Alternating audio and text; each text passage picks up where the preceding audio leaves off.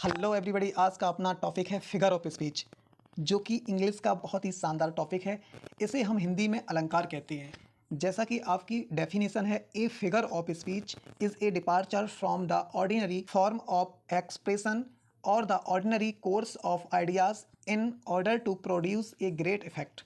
अर्थात भाषण का एक रूप अधिक प्रभाव पैदा करने के लिए अभिव्यक्ति के सामान्य रूप या विचारों के सामान्य पाठ्यक्रम से एक प्रस्थान है। अब हम बात करेंगे फिगर ऑफ स्पीच के टाइप्स की। तो जैसा कि there are 7 types of figure of speech, यानी 7 प्रकार के फिगर ऑफ स्पीच होती हैं। तो यहाँ देखेंगे हम, जैसा कि आपको दिख रहा है कि आपका फर्स्ट नंबर है सिमिली यानी उपमा अलंकार, सेकेंड नंबर है मेटाफोर यानी रूपक अलंकार, पर्सोनिफिकेशन यानी मानवीकरण, एपोस्ट्रॉफी यानी संबोधन, हाइपरबोल अतिशयोक्त, और आपका 6 नंबर है ऑक्सीमोरन विरोधाभास, 7 नंबर है ओनामोटोपोइया यानी ध्वनात्मक अलंकार। अब हम क्रम से सभी 7 अलंकारों को हम देखेंगे। तो हम देखते हैं, फर्स्ट आपका नंबर है सिमिली। जैसा कि आपको सिमिली की डेफिनेशन दिख रही है, simile is that figure of speech in which comparison is made between two object of two different types which have at least one point in common and words of comparison like so and as are used. अब इसके Hindi conversation की बात करेंगे तो वह है अलंकार जिसमें विभिन्न प्रकार की दो वस्तुओं के बीच तुलना की जाती है, जिनमें कम से कम एक बिंदु समान होता है और तुलना के शब्दों जैसे, इसलिए और जैसे का उपयोग होता है। ठीक है, तो अब हम एग्जाम्पल की बात करेंगे कि life is like a dream, जीवन सपने की तरह है। किसकी तरह है? सपने की तरह। तो लाइफ इज लाइक यहाँ पे का, जैसा कि हमने बताया था, कंपेरिजन का वर्ड है, तुलनात्मक का वर्ड है, तुलनात्मक लाइक, सो एंड एज, जहाँ कहीं आपको दिखे वहाँ आपका क्या हो जाएगा? सिमिली हो जाएगा। ठीक है, तो दैट, तो आपका नेक्स्ट है example, the night is as dark as black stone, रात काले पत्थर की तरह अंधेरी है। ठीक है, तो इसमें देखो रात काले पत्थर की तरह, यहाँ पे देखेंगे कि here comparison is made between night and black stone, but there is one common thing between them and that is dark, यानी जो काली रात, रात काले पत्थर की तरह अंधेरी है, तो इसमें क्या है? अंधेरा है, जो वो क्या है? कॉमन है। ठीक है, अब यहाँ पे देखो, यहाँ रात और काले पत्थर के बीच की तुलना की गई है, लेकिन इन दोनों में एक कॉमन चीज़ क्या है? वो है अंधेरा। ठीक, अब नेक्स्ट आपका एग्जाम्पल की बात करें तो comparison of two things of same kind is not simile such as Ram is as noble as his father, यानी एक ही प्रकार की दो वस्तुओं की तुलना करना उपमा नहीं है। राम अपने पिता के समान महान है।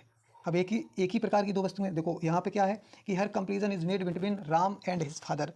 ठीक है, यहाँ जो तुलना की जा रही है वो राम और उसके पिता के बीच की जा रही है, बट बोथ आर ह्यूमन, दोनों क्या हैं? दोनों इंसान हैं। ठीक है, तो यहाँ राम और उसके पिता के बीच तुलना की जा रही है, लेकिन दोनों क्या हैं? इंसान हैं। ठीक, आपका नेक्स्ट है सेकंड नंबर, रूपक अलंकार यानी मेटाफोर।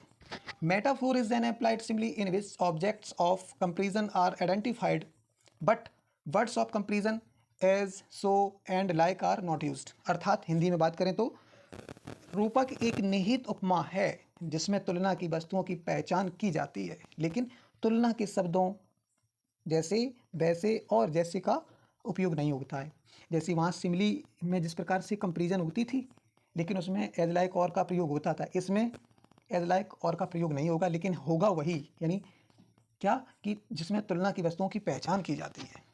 तो एग्जाम्पल की बात करें, देखो, the camel is the ship of dessert, जो कैमल की जो तुलना की गई है वो किससे? यानी रेगिस्तान के जहाज से की गई है, लेकिन इसमें एज लाइक और का प्रयोग है, नहीं है, तो ये क्या हो जाएगा? मेटाफोर हो जाएगा। यहाँ पे अगर देखेंगे तो ऊँट रेगिस्तान का क्या है? जहाज है। तुलना तो की गई, लेकिन उसमें कंपेरिजन के शब्द यूज नहीं किए गए हैं। अब जैसे कि लाइफ इज़ ए ड्रीम, उसमें सिमिली में क्या था? Life is like a dream, यानी जीवन स्वप्न की तरह है या जीवन सपने की तरह है। ठीक है, और इसमें क्या? जीवन एक सपना है, मतलब जीवन की तुलना सपना से की गई है, लेकिन यहाँ कंपेरिजन के जो वर्ड हैं एज लाइक और का यूज हुआ है, नहीं हुआ है, तो इसलिए ये क्या होगा? मेटाफोर होगा। ठीक है, तो यहाँ अगर मेटाफोर की कुछ तथ्यों की बात करें तो यहाँ देखते हैं कि every simile can be expanded into A metaphor but every metaphor is compressed into A simile. प्रत्येक उपमा को एक रूपक में विस्तारित किया जा सकता है और प्रत्येक रूपक को एक उपमा में संकुचित किया जा सकता है। जैसे कि अगर बात करें तो soldiers fought like a lion, सैनिक शेर की तरह लड़े। किसकी तरह? शेर की तरह, यानी जो सैनिक की तुलना वो किनसे? शेर से की गई है। तो यहाँ पे लाइक यूज्ड है तो ये सिमिली हो जाएगा। अब इसे हम मेटाफोर में कन्वर्ट करेंगे तो कैसे करेंगे? देखो यहाँ से, सोल्जर्स बर लॉयन इन फाइट, जो सोल्जर्स थे, सैनिक थे, वो क्या, यानी लड़ाई में सैनिक शेर थे, शेर की तरह नहीं लड़े, शेर थे वो, ठीक है। तो इसमें क्या है कि तुलना तो की गई है शेर से, सैनिक की, लेकिन जो एज लाइक और का यूज्ड है नहीं है, ठीक। तो ये क्या हो गया? मेटाफोर। थर्ड नंबर आपका है पर्सोनिफिकेशन। पर्सोनिफिकेशन में क्या है कि it is that figure of speech in which lifeless things and abstracts are thought as living things such as, वह अलंकार जिसमें निर्जीव वस्तुओं और अमूर्त, निर्जीव वस्तुओं और अमूर्त को जीवित वस्तु समझा जाता है, ठीक है। तो यहाँ से हम देखेंगे एग्जाम्पल कि experience is the best teacher, अनुभव सर्वश्रेष्ठ शिक्षक होता है। तो जो यहाँ पे अनुभव है वो क्या है? अमूर्त है। क्या है? अमूर्त है। और उसकी तुलना किससे? शिक्षक से की गई है। मतलब यहाँ here experience is an abstract but it's thought here as a living teacher. यहाँ अनुभव एक अमूर्त है, लेकिन यहाँ एक जीवित शिक्षक के रूप में सोचा गया है, तो उसको जीवित शिक्षक के रूप में सोच लिया गया है अनुभव को। अनुभव यानी experience is the best teacher, अनुभव जो अमूर्त चीज़ है उसे सजीव बना दिया गया है, यानी अनुभव एक जीवित शिक्षक के रूप में उसे सोचा जा रहा है। बेस्ट टीचर है अनुभव, बेस्ट टीचर है, ठीक है। तो यहाँ से आ जाइए, नेक्स्ट आपका है एपोस्ट्रोफी। देखो इसका इंग्लिश और हिंदी दोनों कन्वर्सेशन है, आपको समझने में कोई प्रॉब्लम नहीं होगी। Apostrophe, it is that the figure of speech in which lifeless things ideas are addressed directly. Apostrophe is a special form of personification such as, यह वाणी का वह अलंकार है जिसमें निर्जीव बातों विचारों को सीधे संबोधित किया जाता है। निर्जीव बातों को एपोस्ट्रोफी मानवीकरण का एक विशेष रूप है। तो एग्जाम्पल की बात करेंगे, O death where is your sting, हे मृत्यु, अगर हम बात करें इसके हिंदी कन्वर्सेशन की, हे मृत्यु तुम्हारा डंक कहाँ है, ठीक है। अब ये कैसी, अब यहाँ से अगर हम बात करेंगे, इधर देखिए, वो यह है वाणी का वह अलंकार जिसमें निर्जीव बातों विचारों को सीधे संबोधित किया जाता है, ठीक है। निर्जीव बातें, मृत्यु क्या है? हे मृत्यु तुम्हारा डंक कहाँ है। अब इसमें एक और बढ़िया बात है कि एपोस्ट्रोफी को पहचानने की एक और क्या आपको दिख रहा है? मार्क, ठीक है। तो बहुत पहचानने का इसमें बहुत सिंपल तरीका है एपोस्ट्रोफी को पहचानने का। अब here death is being addressed directly, यहाँ सीधे तौर पर मौत को संबोधित किया गया है, ठीक है। अब आ जाइए, नेक्स्ट आपका 5 नंबर है हाइपरबोल। हाइपरबोल इसका हिंदी होता है अतिशयोक्त। अतिशयोक्त यानी किसी चीज़ को बढ़ा चढ़ा कर कहना। तो इसकी हम डेफिनेशन इंग्लिश में देखेंगे और हिंदी भी आपको समक्ष दिख रही है। Hyperbole is that figure of speech in which things are represented as greater or less, higher or lower, better or worse than they are actually such as. अतिशयोक्त तो वह अलंकार है जिसमें चीज़ों को वास्तव में जैसी है उससे अधिक, कम, अधिक या कम या बेहतर या बदतर के रूप में दर्शाया जाता है, उसे हम हाइपरबोल कहते हैं, ठीक है। चीज़ों को बढ़ा चढ़ा कर कहना उसे हम क्या कहते हैं? हाइपरबोल, ठीक।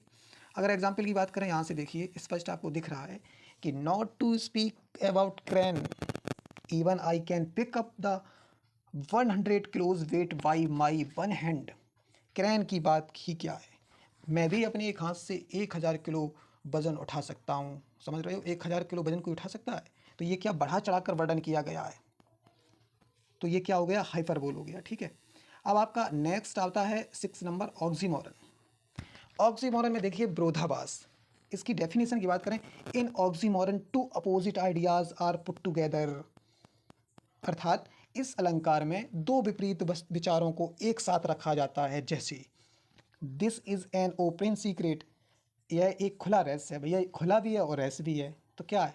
ये एक दूसरे का अपोजिट है, खुला है और रहस्य भी है, ठीक। अगर इसकी नेक्स्ट की बात करें, लिव इज बिटर स्वीट, जीना कड़वा मीठा है। जीना भी है और कड़वा, मीठा कड़वा है और मीठा भी है, तो ये क्या है? Here bitter and sweet are opposite for each other but both are put together.